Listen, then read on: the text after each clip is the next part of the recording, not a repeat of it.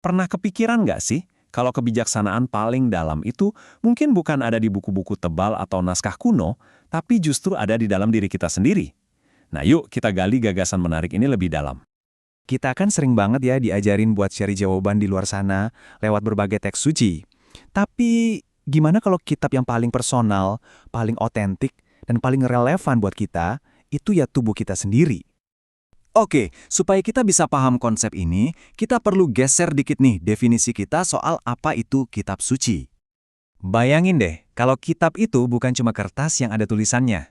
Bayangin kalau segala sesuatu di alam semesta ini, mulai dari bintang-bintang di langit sampai sel-sel di dalam tubuh kita, itu sebenarnya adalah ayat atau pesan yang lagi nunggu buat kita baca. Nah, gimana caranya membaca pesan-pesan ini? Kuncinya satu, kita harus keluar dulu dari cara pikir yang serba memisahkan atau yang sering disebut jebakan dualitas.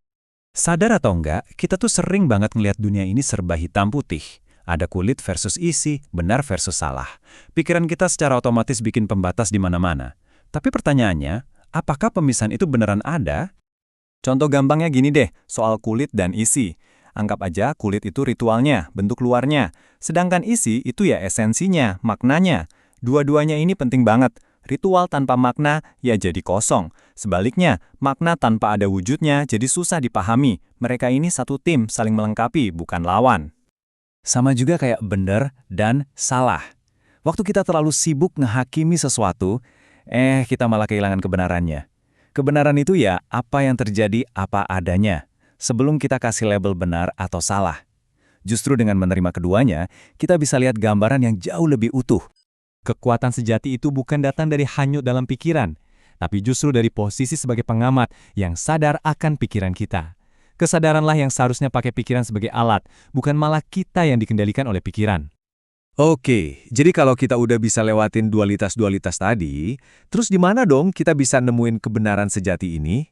Jawabannya, ternyata dekat banget, lebih dekat dari yang kita kira. Dengerin deh ayat ini. Iqra kitabaka, baca kitabmu.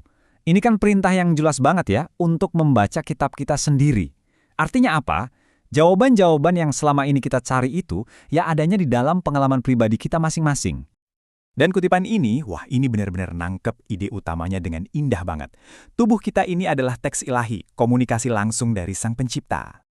Nah, bahasa tubuh kita itu bukan pakai kata-kata. Bahasanya itu sensasi, rasa, dan perasaan. Jadi, ini bukan soal mikir, tapi soal ngerasain. Kita perlu belajar jadi lebih peka, belajar mendengarkan bisikan-bisikan halus dari dalam diri di tengah keheningan. Terus gimana kalau kitab di dalam diri ini ngirim pesan yang kita sebut rasa sakit? Wah, itu bukan hukuman. Anggap aja itu kayak headline di koran yang penting banget dan harus kita baca. Jadi, yuk kita coba jadi detektif buat diri sendiri. Mari kita coba pecahkan kode dari beberapa sinyal fisik yang umum dan lihat apa sih pesan spiritual di baliknya. Coba deh kita lihat beberapa contoh ini. Sering sakit kepala? Mungkin itu bukan cuma soal tegang aja, tapi bisa jadi sinyal kalau kita kebanyakan mikir, sampai ngabaikan intuisi. Atau sakit punggung yang nggak hilang-hilang? Bisa jadi itu cara tubuh kita bilang, "Hei, kamu masih bawa beban emosional dari masa lalu loh." Ini mengubah cara kita mandang rasa sakit kan? Bukan lagi sebagai musuh, tapi sebagai pesan yang ngajak kita buat lihat ke dalam dan sembuh secara lebih utuh. Jadi intinya, rasa sakit itu bukan buat dilawan. Dia itu cuma pembawa pesan. Tugas kita cuma satu, berhenti sejenak, perhatiin, dan dengerin baik-baik apa yang mau dia sampaikan.